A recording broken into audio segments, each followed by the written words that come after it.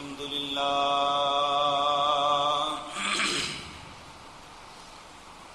لله نحمده ونستعينه ونستغفره ونعوذ بالله من شرور أنفسنا ومن سيئات أعمالنا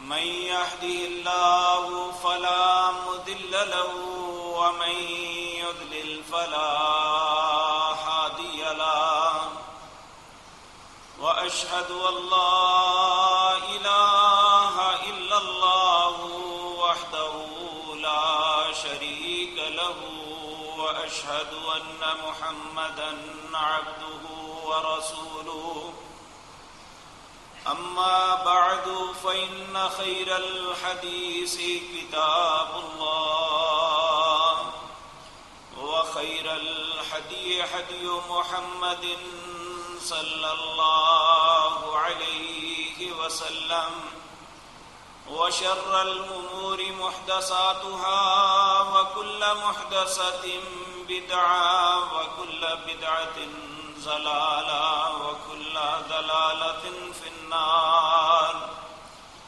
رب اشرح لي صدري ويسر لي أمري واحلل عقدة من لساني يفقهوا قولي اللهم انفعنا بما علمتنا وعلمنا ما ينفعنا وزدنا علما رب أوزعني أن أشكر نعمتك التي أنعمت علي وعلى والدي وأن أعمل صالحا ترضاه وأصلح لي في ذريتي إني تبت إليك وإني من المسلمين أعوذ بالله السميع العليم من الشيطان الرجيم بسم الله الرحمن الرحيم يسبح لله ما في السماوات وما في الأرض الملك القدوس العزيز الحكيم هو الذي بعث في الأميين رسولا منهم يتلو عليهم آياته ويزكيهم ويعلمهم الكتاب والحكمة وإن كانوا من قبل لفي ضلال مبين وآخرين منهم لما يلحقوا بهم وهو العزيز الحكيم ذلك فضل الله يؤتيه من يشاء والله ذو الفضل العظيم مثل الذين حملوا التوراة ثم لم يحملوها كمثل الحمار يحمل أسفارا بئس مثل القوم الذين كذبوا بآيات الله والله لا يهدي القوم الظالمين.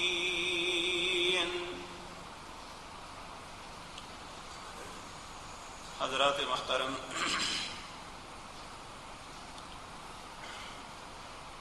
انسانی تخلیق سے پہلے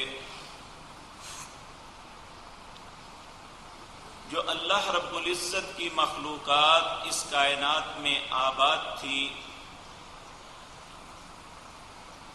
ان میں سب سے زیادہ فضیلت اور فوقیت جس مخلوق کو اللہ نے عطا کی ہوئی تھی وہ فرشتے تھے.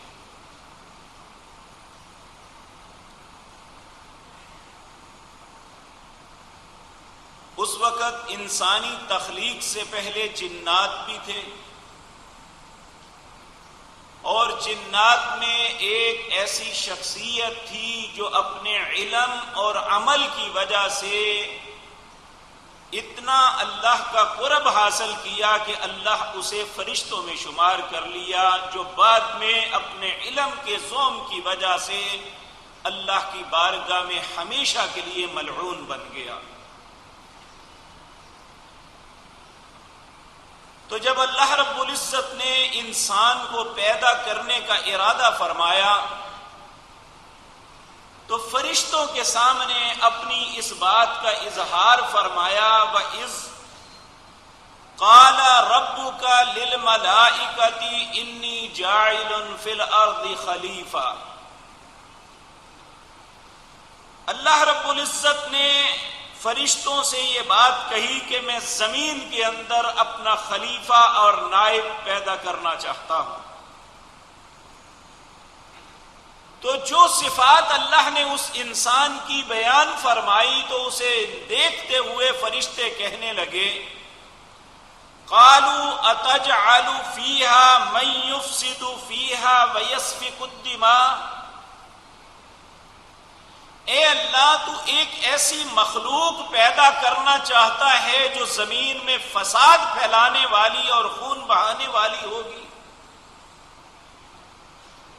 وَنَحْنُ نُسَبِّحُ بِحَمْدِكَ وَنُقَدِّسُ لَكَ۔ اے میرے مالک و خالق، اگر آپ کو عبادت ہی مقصود ہے تو وَنَحْنُ نُسَبِّحُ بِحَمْدِكَ، ہم تیری تسبیح بھی بیان کرتے ہیں، تیری حمد بھی اور تیری تقدیس بھی بیان کرتے ہیں۔ تو اللہ رب العزت نے کہا، قال انی اعلم ما لا تعلمون، جو میں جانتا ہوں وہ تم نہیں جانتے۔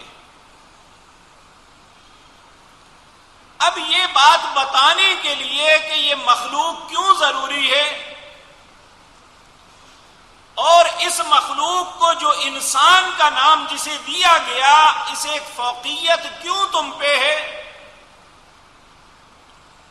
تو اللہ رب العزت نے وَعَلَّمَ آدَمَ الْأَسْمَاءَ كُلَّهَا، اللہ مالک نے ہمارے باپ سب سے پہلے انسان سیدنا آدم علیہ السلام کو علم سکھلایا۔ وَعَلَّمَ آدَمَ الْأَسْمَاءَ كُلَّهَا، ساری چیزوں کے نام بتلائے۔ اللہ نے فرشتوں اور دوسری مخلوقات پہ فضیلت عطا کی علم کی وجہ سے۔ ثم عرضهم علی الملائکہ، پھر فرشتوں کے سامنے آدم کو کھڑا کر دیا۔ فقال انبئونی باسماء ہؤلاء ان کنتم صادقین، پھر اللہ فرشتوں سے کہنے لگے یہ چیزیں ہیں، اگر تم اپنے معاملے میں سچے ہو کہ یہ میری مخلوق درست نہیں ہے تو پھر تم ان کے نام بتا دو۔ سب کے سب ہاتھ کھڑے کر دیے، کہنے لگے قال سبحانک، اللہ تو پاک ہے، لا علم لنا الا ما علمتنا، ہمیں کسی چیز کا پتہ ہی نہیں جب تک تو نہ بتائے۔ انک انت العلیم الحکیم، اے اللہ تو سب سے زیادہ جاننے والا اور حکمت والا ہے۔ پھر اللہ نے آدم علیہ السلام کو کہا تم بتاؤ۔ قال یا آدم انبئهم باسمائهم، فلما انبأهم باسمائهم، آدم علیہ السلام کو اللہ نے کہا آدم تم بتاؤ۔ آدم علیہ السلام نے جو علم اللہ نے دیا تھا اس کی بنیاد پہ ساری چیزیں بتا دی۔ قال الم اقل لكم انی اعلم غیب السماوات والارض، پھر اللہ فرشتوں کو مخاطب ہو کے کہنے لگا کہ میں سب سے زیادہ جانتا ہوں جو کچھ زمین و آسمان میں ظاہر یا غیب ہے، تم نہیں جانتے۔ یہاں دیکھیں، اگر عبادت کا معاملہ دیکھیں تو فرشتوں سے زیادہ عابد، متقی، پرہیزگار کوئی نہیں تھا۔ اگر فرشتوں فرشتوں کے مقابلے میں اللہ نے آدم کو فضیلت دی تو اس کا فقط ایک سبب تھا کہ انہیں علم عطا کیا تھا. اور قرآن عزیز کے اندر اللہ ایک دوسرے مقام پہ بھی فرماتے ہیں قُلْ هَلْ يَسْتَوِي الَّذِينَ يَعْلَمُونَ وَالَّذِينَ لَا يَعْلَمُونَ إِنَّمَا يَتَذَكَّرُ أُولُو الْأَلْبَابِ.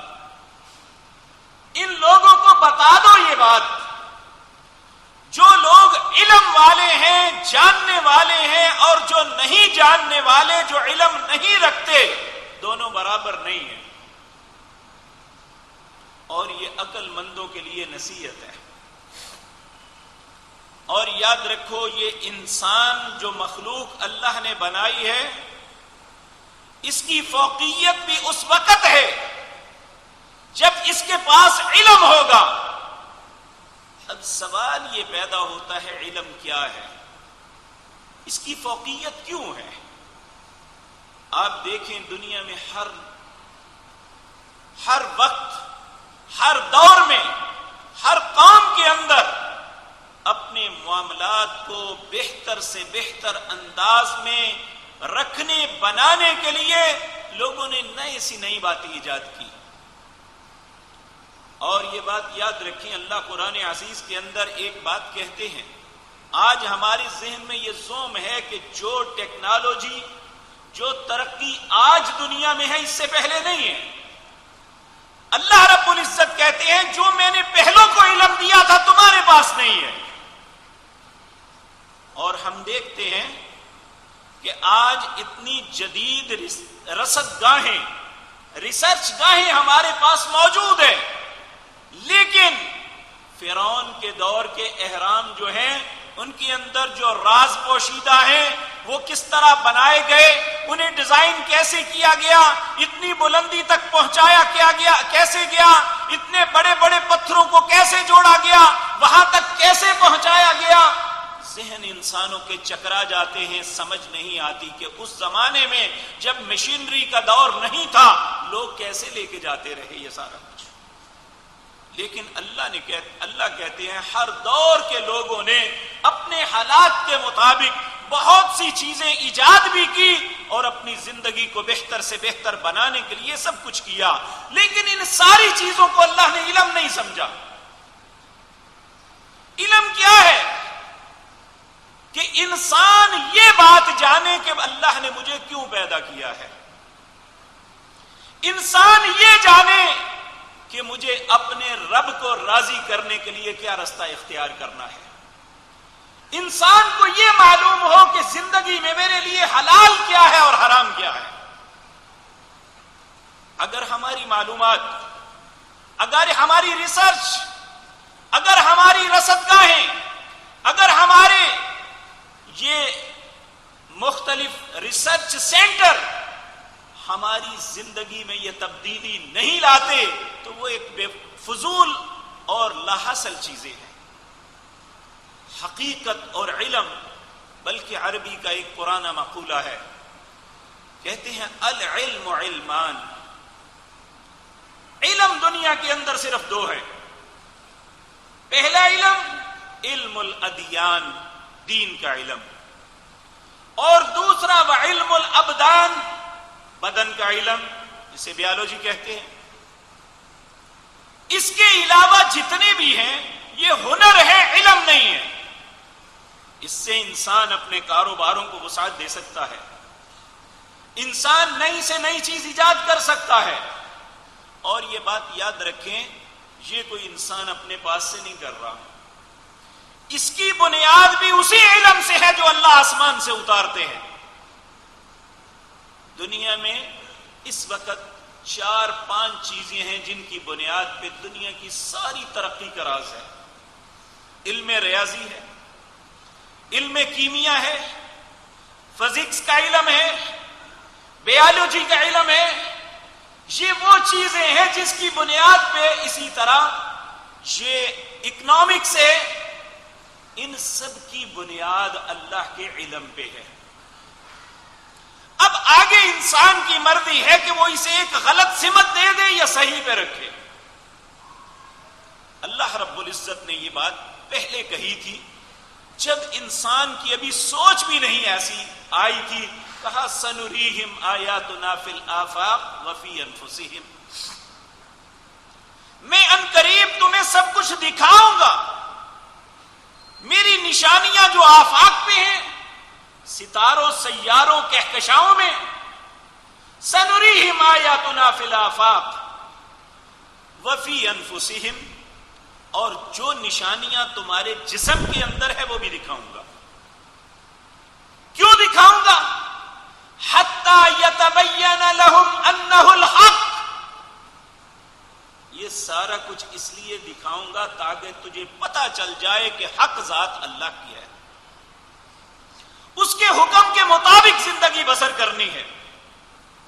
لیکن اگر ہم اپنے علم کو اپنے فخر کے لیے، اپنی زندگی کی ترقی کے لیے، اپنے کاروبار کی وسعت کے لیے اور اپنے معاملات کی آسودگی کے لیے صرف استعمال کریں گے تو یہ چیزیں تو مل جائیں گی، لیکن ہم معرفت حق سے محروم رہ جائیں گے۔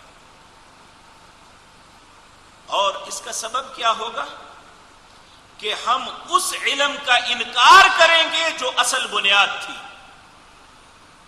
نبی کریم صلی اللہ علیہ وسلم نے ارشاد فرمایا، شاید آج وہی وقت ہے، آپ نے فرمایا لوگ ہر علوم کو سیکھیں گے، وَتُعُلِّمَ لِغَيْرِ الدِّينِ، دین کے علاوہ سارے علم سیکھیں گے، نہیں پتا ہوگا تو اپنے دین کا پتا نہیں ہوگا، اپنی زندگی کے گزارنے کا پتا نہیں ہوگا، حرام اور حلال کا پتا نہیں ہوگا۔ آج میں یہ اپنے آپ سے سوال کرتا ہوں، آپ اپنے آپ سے سوال کریں کہ ہم اپنے آپ کو اشرف المخلوقات کہتے ہیں، لیکن ہماری مخلوق کا شرف یہ تھا کہ ہمارے پاس علم تھا جس نے ہمیں فرشتوں سے فوقیت دی تھی، تمام مخلوقات سے اعلیٰ اور عرفہ بنایا تھا۔ اگر ہم اس علم کو پس پشت ڈال دیتے ہیں اور صرف اپنے ہنر پہ ناز کرتے ہوئے اپنی زندگی کو کامیاب قرار دیتے ہیں تو یہ ہماری بہت بڑی غلط فہمی ہے۔ اس سے بڑی غلط فہمی نہیں ہو سکتی۔ ہم ایک ایسے خسارے کی طرف جا رہے ہیں، بل تؤثرون الحیات الدنیا، یہ صرف دنیا کی زندگی کو ترجیح دیتے ہوئے یہ سارا کچھ کر رہے ہیں، والآخرۃ خیر وابقیٰ، جو آخرت بہتر اور باقی رہنے والی ہے اسے ہم نے ہمیشہ کے لیے فراموش کر دیا ہے۔ اس لیے میرے عزیز بھائیو، ترقی کرنا ہر انسان کا حق ہے، اپنے کاروباروں کو وسعت دینا، اس کے لیے نئے سے نیا تجربہ کرنا ہر انسان کا حق ہے، لیکن اپنے اصل مقصد کو چھوڑ کے نہیں، اپنے دین کو ترک کر کے نہیں۔ جو انسان ایسا کرتا ہے، میرے عزیز بھائیو، بہت خوفناک بات ہے، کہتے ہیں الدنیا جیفۃ وطالبها کلاب، دنیا ایک مردار ہے، اپنے دین کو، اپنے زندگی کے مقاصد کو، حرام اور حلال کو، ان ساری باتوں کو فراموش کر کے جو صرف دنیا کے پیچھے بھاگتا ہے اس کی مثال کتے جیسی ہے۔ وطالبها کلاب، یہ دنیا ایک مردار ہے، صرف دنیا کو طلب کرنے والے کی مثال کہا کتے جیسی۔ اور قرآن عزیز کے اندر بھی یہ بات ارشاد فرمائی کہ اس کی مثال یہ ہے، وہاں بھی لفظ کتے کا بولا، کہا جس طرح وہ ہانپتا ہے، اگر وہ بیٹھا ہے تب بھی ہانپتا ہے، اگر وہ مشقت میں ہے تب بھی ہانپتا ہے، وہ دونوں حالتوں میں برابر ہیں۔ یہ ایسے حالات کے متعلق کہا کہ جب انسان صرف دنیا کو اپنا مقصود بنا لیتا ہے، اپنی آخرت کو فراموش کر دیتا ہے۔ میرے عزیز بھائیوں، جس علم کے متعلق پیارے نبی جناب محمد الرسول اللہ صلی اللہ علیہ وسلم نے فرمایا تھا، طلب العلم فریضۃ علی کل مسلم و مسلمۃ، علم کا حاصل کرنا ہر مسلمان عورت اور مرد پہ فرض ہے، ضروری ہے۔ وہ علم کیمیا نہیں تھا، وہ علم فزکس کا نہیں تھا، وہ علم ریاضی کا نہیں تھا، وہ علم اکنامکس کا نہیں تھا، وہ علم دین کا تھا، جس میں انسان اپنے رب کو پہچانتا ہے، جو اپنے مقاصد کو پہچانتا ہے، اسے زندگی گزارنے کی ہدایت اور رہنمائی جو ملتی ہے اس کے مطابق اپنی زندگی بسر کرتا ہے۔ میں نے آپ کے سامنے سورۃ جمعہ کی آیات پڑھی، اس میں اللہ رب العزت فرماتے ہیں هو الذی بعث فی الامیین، میں نے ان پڑھوں کے اندر رسول بھیجا، یتلو علیہم آیاتہ، وہ میرا نبی، میرا رسول، انسانیت کا محسن جناب محمد الرسول اللہ صلی اللہ علیہ وسلم، هو الذی بعث فی الامیین رسول منہم یتلو علیہم آیاتہ، میری آیات ان کو پڑھتا تھا، انہیں سکھلاتا تھا، اور ان آیات کے سبب کیا نتیجہ نکلتا تھا؟ وَيُزَكِّيهِمْ، یہ اپنے آپ کو پاک کرتے تھے، گندگی اور غلاظت سے بچتے تھے، گناہوں سے اجتناب کرتے تھے، حلال اور حرام کی تمیز کرتے تھے، اور مقصد زندگی کو پہچانتے تھے، اپنے رب کو فراموش نہیں کرتے تھے۔ اور پھر آگے جا کے اگلی آیتوں میں مثال دی، مثل الذین حملوا التوراۃ، اے امت محمد الرسول اللہ صلی اللہ علیہ وسلم، تم سے پہلے ایک قوم تھی جنہیں ہم نے تورات کتاب آسمان سے نازل فرمائی۔ مثل الذین حملوا التوراۃ، مثل الذین حملوا التوراۃ ثم لم يحملوها، ہم نے انہیں تورات دی، انہوں نے تورات کو کیسے اٹھایا؟ کمثل الحمار يحمل اسفارا، جس طرح گدھا اپنے سر پہ بوجھ لادتا ہے، اس طرح انہوں نے کتاب کو لیا، انہوں نے اسے نہ پڑھا، اگر پڑھا تو عمل نہیں کیا۔ نبی کریم صلی اللہ علیہ وسلم کے ایک صحابی ابو درداء رضی اللہ تعالی عنہ، آپ نے فرمایا کہ ایک شخص سے علم ہی نہیں، اگر وہ غلطی کرتا ہے تو اسے ایک بلکہ بعض اوقات درگزر کیا جاتا ہے، اور عموماً یہ ہوتا ہے کہ اسے اس کے مطابق اس کا بدلہ دیا جاتا ہے۔ لیکن ایک شخص جسے علم ہے، اگر وہ اس پہ عمل نہیں کرتا تو وہ ایک مرتبہ بھی اسے اللہ درگزر نہیں فرماتے۔ لیکن یہ بات یاد رکھیں، علم اس لیے نہیں کہ ہم بدعملی کریں، اس جیسے بنے جیسے اللہ نے مثال دی ہے بنی اسرائیل کی کہ مثل الذین حملوا التوراۃ ثم لم يحملوها كمثل الحمار يحمل اسفارا بئس مثل القوم الذین کذبوا بآیات اللہ، یہ بری مثال اس قوم کی ہے جن کے سامنے اللہ کی آیتیں آئیں، اللہ کی نشانیاں آئیں، اللہ کے حکم آئے، انہوں نے ہر حکم کو جھٹلا دیا۔ مثل الذین حملوا التوراۃ ثم لم يحملوها كمثل الحمار يحمل اسفارا بئس مثل القوم الذين كذبوا بآيات الله والله لا يهدي القوم الظالمين، اللہ ایسی ظالم قوم کو ہدایت نہیں دیتے۔ لیکن میرے عزیز بھائیوں، اس علم کی فوقیت یہ ہے، نبی کریم صلی اللہ علیہ وسلم نے ارشاد فرمایا، ایک شخص دین کا علم سیکھنے کے لیے اپنے گھر سے نکلتا ہے، یہ ضروری نہیں کہ آپ نے 7 سال مدرسے میں لگانے ہیں، آپ قرآن کا ترجمہ، قرآن کی آیات کو سیکھنے نکلتے ہیں، اللہ کے رسول کی احادیث کو لینے کے لیے نکلتے ہیں۔ نبی کریم صلی اللہ علیہ وسلم نے فرمایا، جس نے میری ایک بات سنی، ایک حدیث کو سنا، اسے یاد کیا، اس کو آگے پہنچایا، آپ نے فرمایا میری اس کے لیے دعا ہے، اللہ اس کے چہرے کو ہرا بھرا رکھے گا۔ ہم دنیا کی ساری ریاضیوں کے سوال کر کے پہنچا دیں، کیا ہمارے لیے یہ دعا ہے؟ ہم دنیا کی ساری اکنامکس لوگوں کو پڑھا دیں، کیا ہمارے لیے یہ دعا ہے؟ اور نبی کریم صلی اللہ علیہ وسلم نے فرمایا، جب ایک شخص دین کی علم کو سیکھنے کے لیے، ایک آیت کو سیکھنے کے لیے جاتا ہے، تو نبی کریم صلی اللہ علیہ وسلم نے فرمایا بظاہر وہ کسی استاد کے گھر کی طرف جا رہا ہے، یا بظاہر وہ اللہ کے کسی گھر کی طرف آ رہا ہے تاکہ میں قرآن کی تعلیم لوں، میں قرآن کے الفاظ سیکھوں، میں قرآن کے معنی سیکھوں، میں اس پہ غور کروں، تو نبی کریم صلی اللہ علیہ وسلم نے فرمایا دیکھنے والی آنکھیں یہ دیکھتی ہیں کہ یہ استاد کے گھر جا رہا ہے یا یہ مسجد کی طرف جا رہا ہے، لیکن میں رب کہتا ہوں یہ استاد کے گھر یا مسجد میں نہیں جا رہا بلکہ یہ جنت کے رستے پہ جا رہا ہے۔ یہ کسی اور علم کے لیے ہے۔ آج ہم نے اس علم کو اتنا یتیم بنا دیا، ہم نے اسے ایسا فقیر سمجھ لیا کہ ہم اپنے بچوں کو ہر علم سکھاتے ہیں، نہیں سکھاتے تو قرآن و سنت نہیں سکھاتے۔ دیکھیں میرے عزیز بھائیو، اللہ نے بہت سی نعمتوں سے آپ کو نوازا ہے۔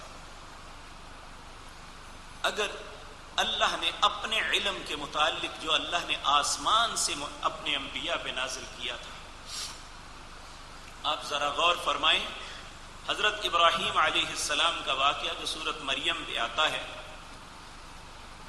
حضرت ابراہیم نے اپنے باپ کو یہ بات کہی تھی۔ اب ایک طرف باپ ہے، ایک طرف بیٹا ہے،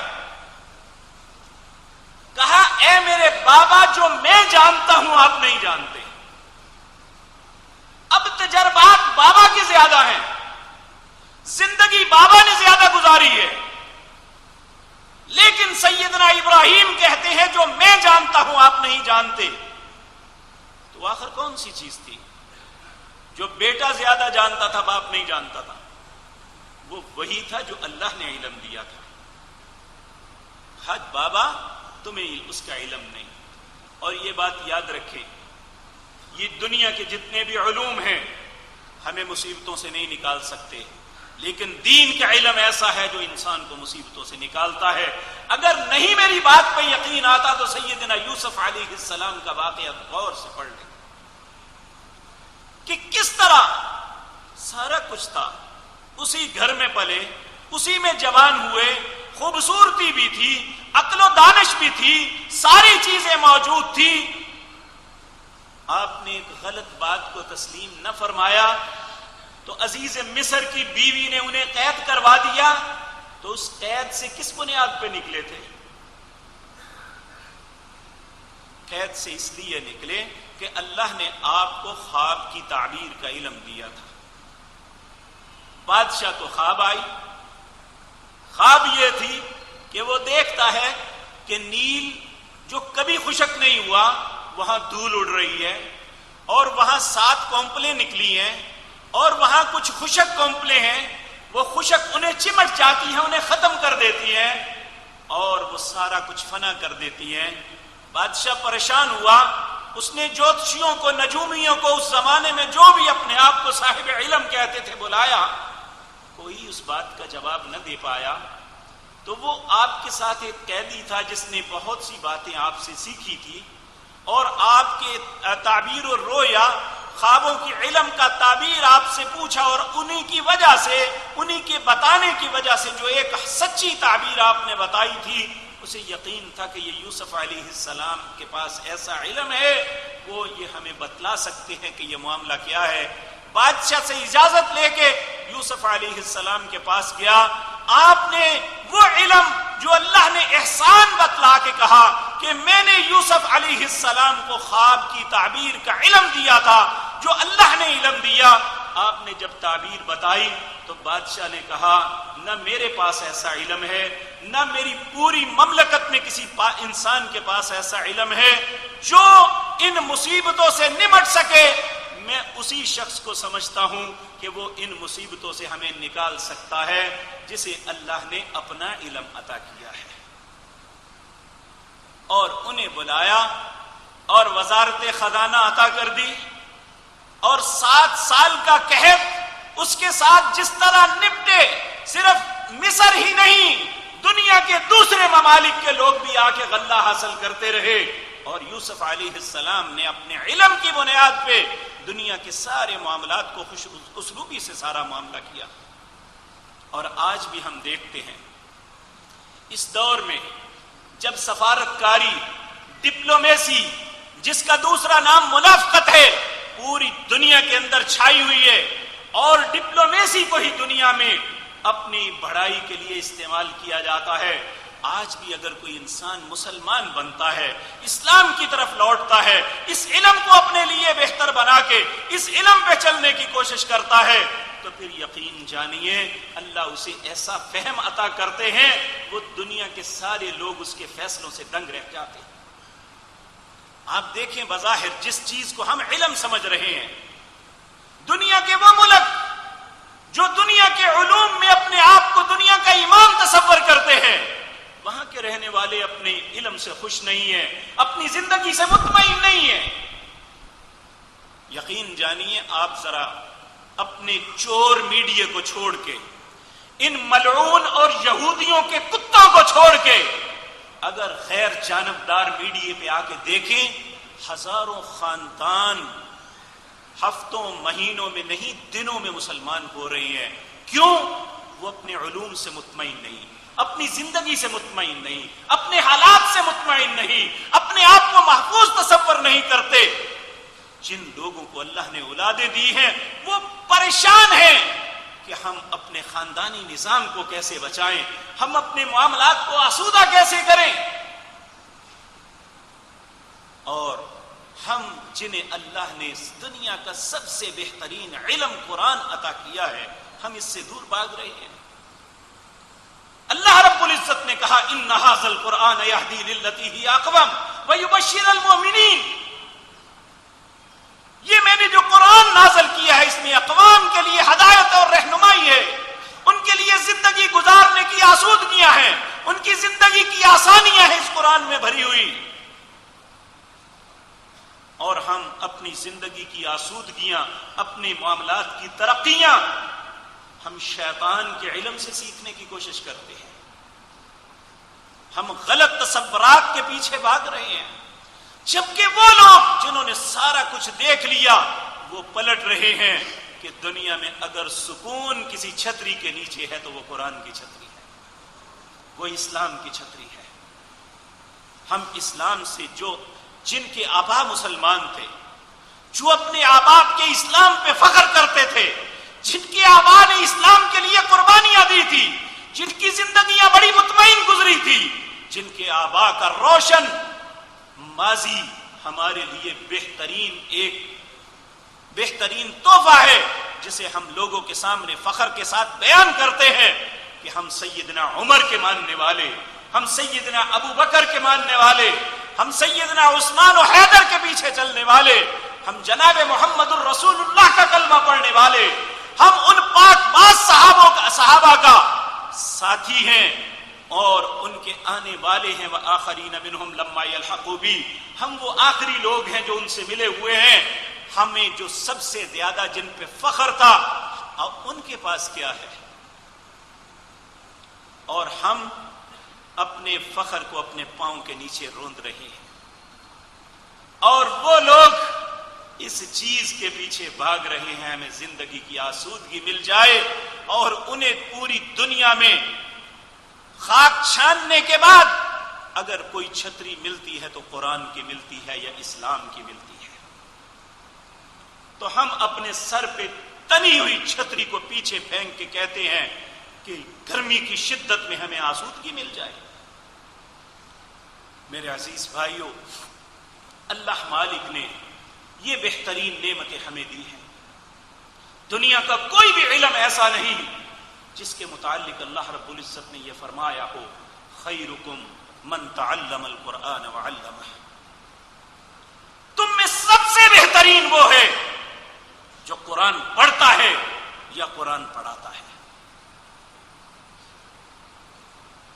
ہمیں اس بات سے بھاگنا نہیں چاہیے، خوف زدہ نہیں ہونا چاہیے، بلکہ میں یہ عرض کروں گا خوف زدہ نہیں، ہم کمپلیکس کا شکار ہوتے ہیں کہ لوگ کیا کہیں گے، ہمارا بچہ مولوی ہے،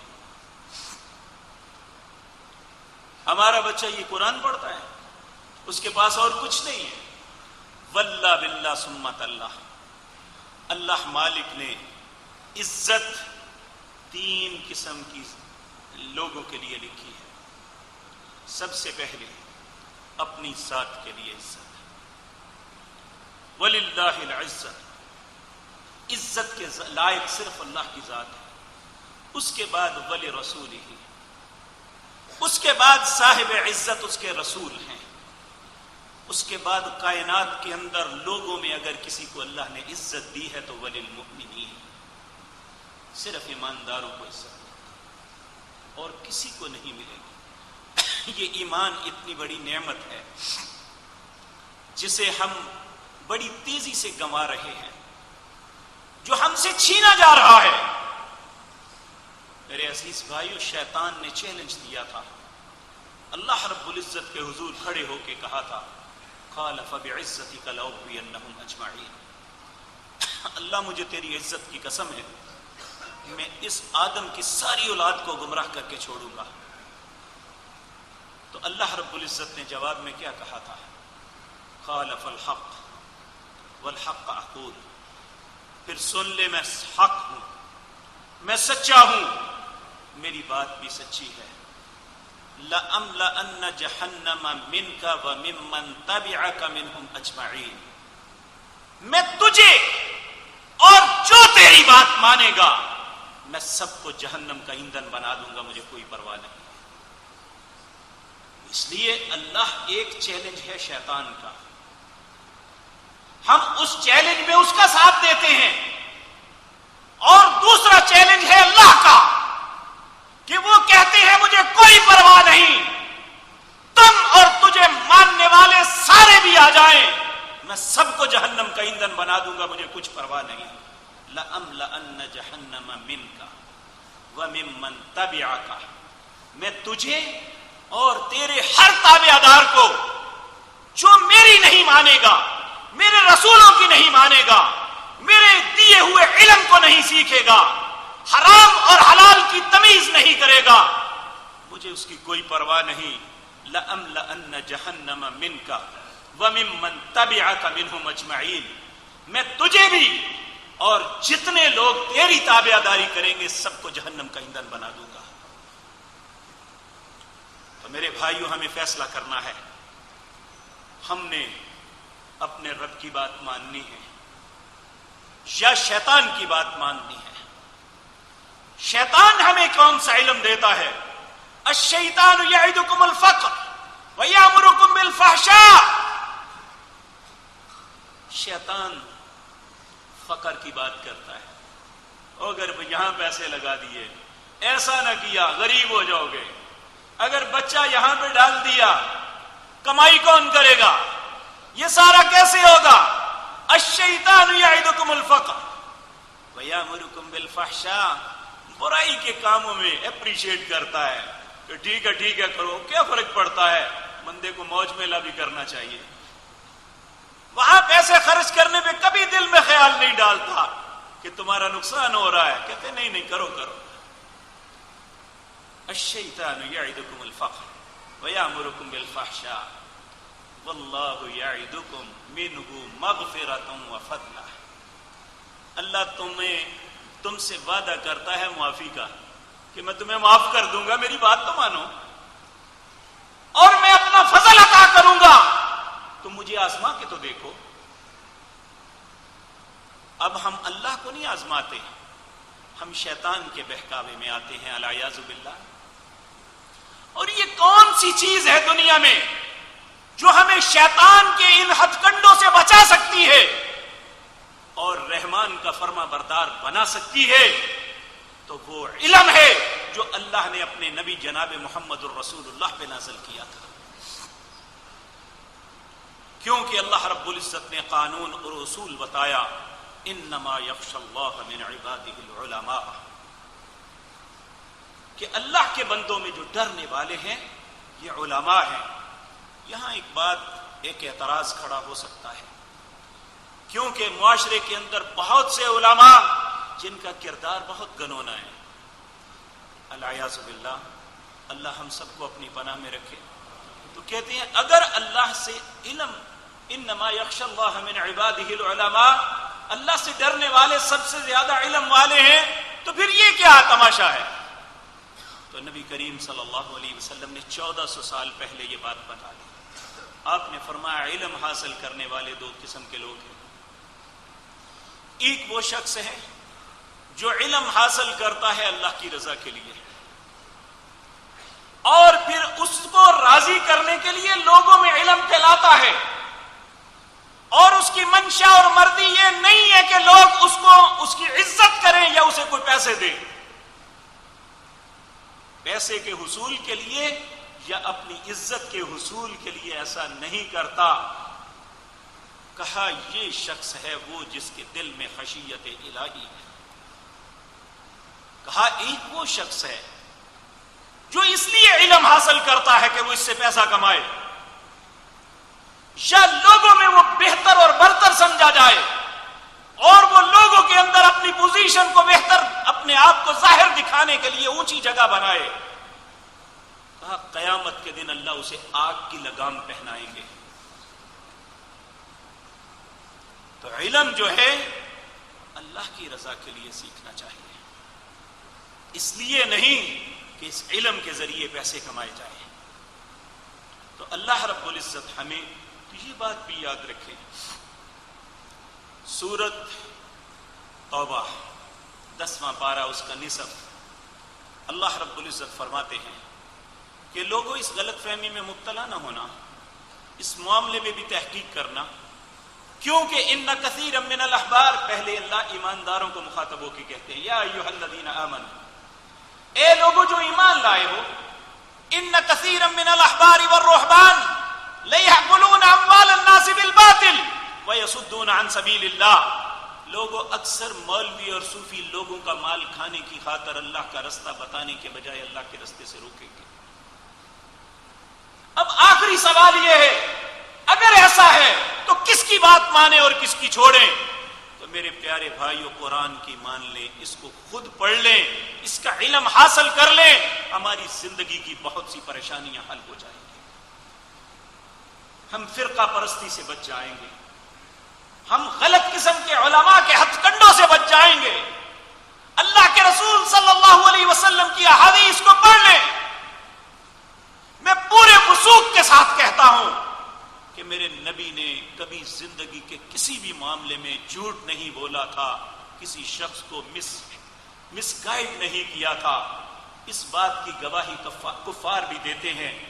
آپ نے اپنی امت کو ایک آئیڈیا دیا تھا، جب حجۃ الوداع کے موقع پہ آپ نے حجۃ الوداع کا خطبہ دیا، اس میں مختلف شکیں تھی، پوری دنیا کے ریسرچر، دنیا کے قانون دان یہ بات کہتے ہیں، 1400 سال میں یہ لوگ تسلیم کرتے ہیں کہ دنیا کی کوئی پارلیمنٹ جس میں سینکڑوں لوگ بیٹھے ہوتے ہیں، سینکڑوں دماغ کام کرتے ہیں، سال ہر سال ریسرچیں کرتے ہیں، اتنے کم الفاظ میں اتنا بڑا چارٹر آف ڈیمانڈ کوئی دنیا کا کوئی انسان تو دور کی بات ہے، دنیا کی کوئی پارلیمنٹ نہیں دے سکی جو محمد الرسول اللہ نے عرفات کے میدان میں دیا تھا صلی اللہ علیہ وسلم۔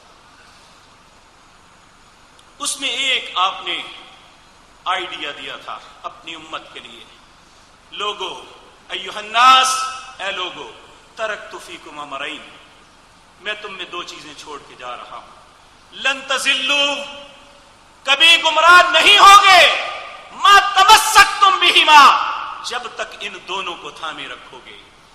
وہ دو چیزیں کیا ہیں؟ ایک کتاب اللہ، اللہ کی کتاب، دوسرا آپ نے فرمایا وسنت رسول اللہ صلی اللہ علیہ وسلم، ایک اللہ کے رسول کی سنت ہے۔ اس دن بھی یہی بات تھی، آج بھی یہی بات ہے۔ اگر ہم گمراہی سے بچنا چاہتے ہیں، اگر ضلالت کے رستوں سے نکلنا چاہتے ہیں، اگر روشنیوں کے راہی بننا چاہتے ہیں، اگر ضلالت و گمراہی سے نکلنا چاہتے ہیں، تو ہمارے لیے بہترین مشعل جو محمد الرسول اللہ صلی اللہ علیہ وسلم نے دی تھی وہ اللہ کی کتاب ہے اور محمد الرسول اللہ صلی اللہ علیہ وسلم کا فرمان ہے۔ اسے اپنی زندگی کا حصہ بنا لیجئے، دنیا اور آخرت آسان ہو جائے گی۔ اللہ یہ بات مجھے اور آپ کو سمجھنے کی توفیق عطا فرمائے۔ اقول قولی ھذا واستغفر ان الحمد للہ نحمده ونستعینه ونستغفره ونعوذ باللہ من شرور انفسنا ومن سیئات اعمالنا من يهده الله فلا مضل له ومن يضلل فلا هادي له وأشهد أن لا إله إلا الله وحده لا شريك له وأشهد أن محمدا عبده ورسوله اللهم صل على محمد وعلى آل محمد كما صليت على إبراهيم وعلى آل إبراهيم إنك حميد مجيد اللهم بارك على محمد وعلى آل محمد كما باركت على إبراهيم وعلى آل إبراهيم إنك حميد مجيد. یہ ایک بھائی نے کہا ہے کہ میرے دوست کے دماغ کا آپریشن ہے، اس کی حالت ٹھیک نہیں ہے. اللہ سے دعا کریں اللہ اس بھائی پر رحم فرمائے، اس کے لیے آسانی فرمائے، صحت عافیت کے ساتھ اپنے گھر والوں میں واپس لائے. یہ ایک بھائی نے کہا ہے کہ میری والدہ 1 سال سے بیمار ہیں، ان کے لیے دعا فرمائے اللہ ان پہ بھی رحم فرمائے. رانا فرحان جو کہ قضائی الہی سے وفات پا گئے ہیں، اللہ ان کی مغفرت فرمائے. یہ کچھ بچوں نے اپنے کہا کہ پیپر ہو رہے ہیں کہ اللہ رب العزت سب بچوں کو جو بھی کسی بھی سٹیپ پہ امتحانات دے رہے ہیں، اللہ ہمارے سب کے بچوں کو دنیا اور آخرت کے امتحانات میں کامیاب فرمائے.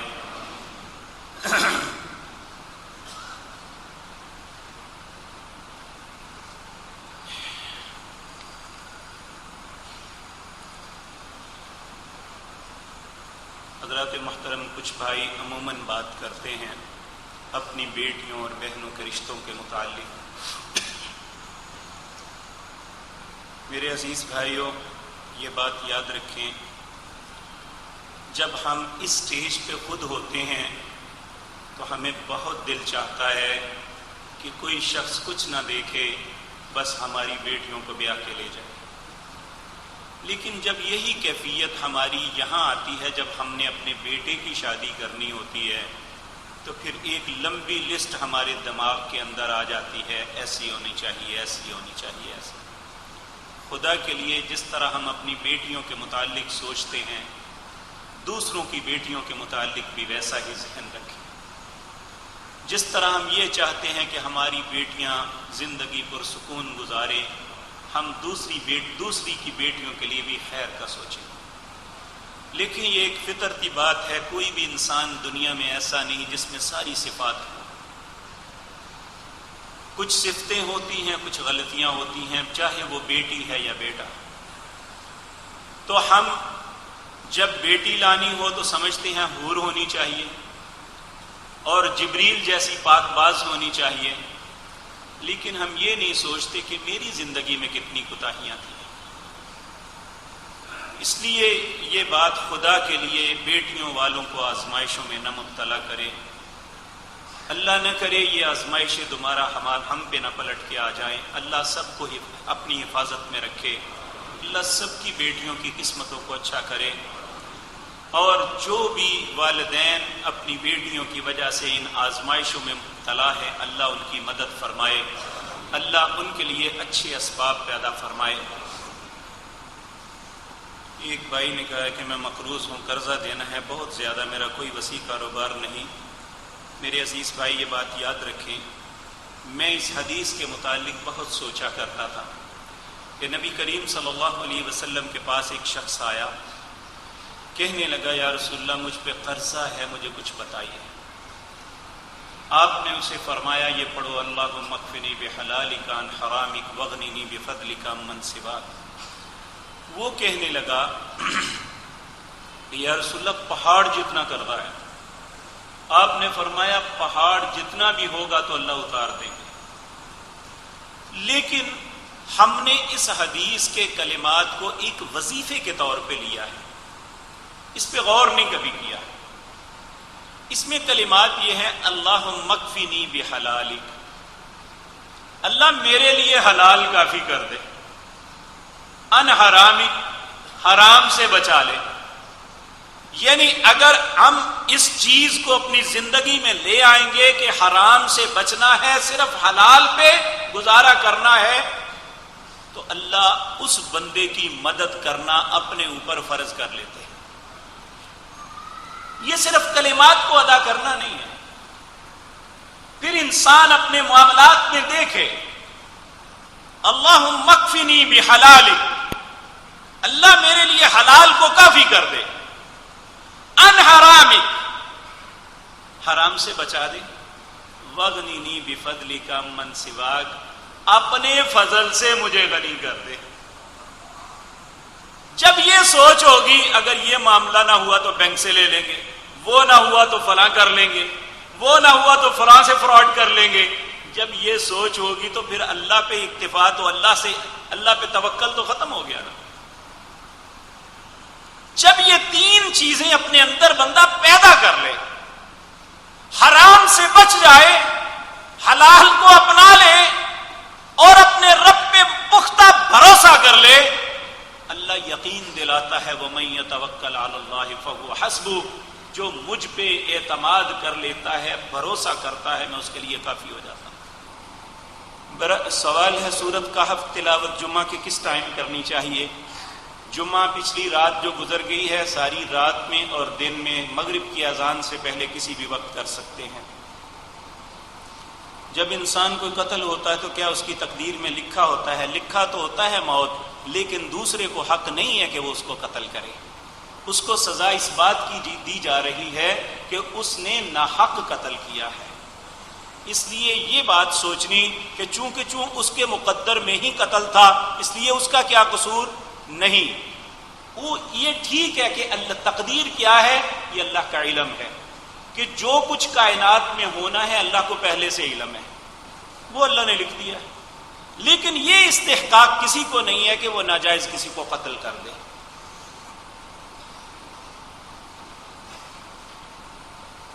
آپ سے جب کوئی سوال کیا جاتا ہے آپ سخت مزاجی سے کیوں جواب دیتے ہیں؟ میں معافی چاہتا ہوں، ایسی بات کو میں سوچی نہیں ہے، لیکن اگر آپ کو برا لگا ہے تو میں معافی چاہتا ہوں آپ سے. میرے والد محترم کے بہت ہی پرانے ساتھی حکیم یوسف صاحب، وہ بیمار ہیں کئی دنوں سے، ان کے لیے خصوصی دعا کریں. اللہ رب العزت انہیں صحت کاملہ عاجلہ عطا فرمائے، اللہ ان پہ رحم فرمائے، اور بھی جو بیمار ہیں ان پہ رحم فرمائے. اللہم انصرنا ولا تنصر علینا واعزنا ولا تذلنا وزدنا ولا تنقصنا وارحمنا انت مولانا فانصرنا على القوم الكافرين. اللهم اعز الاسلام والمسلمين واذل الشرك والمشركين. اللهم دمر اعداء الدين. اذهب الباس رب الناس واشف انت شافي لا شفاء الا شفاؤك شفاء لا يغادر سقما. اللهم اشفنا بشفائك وداونا بدوائك واغننا بفضلك عمن سواك يا واسع الفضل يا واسع المغفرة. اللهم رحمتك نرجو فلا تكلنا إلى أنفسنا طرفة عين وأصلح لنا شأننا كله لا إله إلا أنت يا حي يا قيوم برحمتك نستغيث. سبحان ربك رب العزة